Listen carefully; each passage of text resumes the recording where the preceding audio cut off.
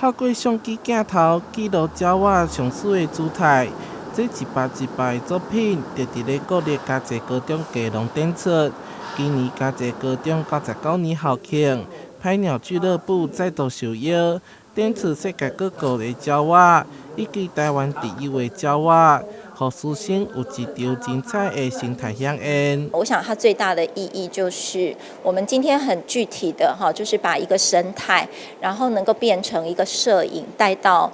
学校当中来。那等于是让学校当中他没有办法亲自去野外看到鸟类的同学们有一个地方能够呢活生生的看到这一些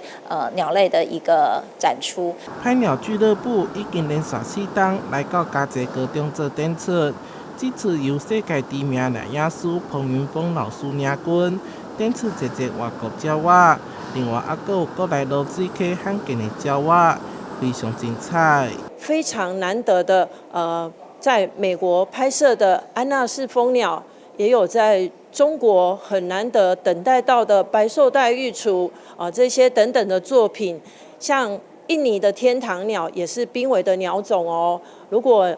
大家走一趟佳琪的阳光艺廊，你会有意想不到的收获。大抵讲的是，蔡振林、黄淑婷也是嘉义高中的校友，伊希望经由生态摄影作品的呈现，让大家都会当认白鸟仔，共同爱护环境，推广生态教育，创造多赢。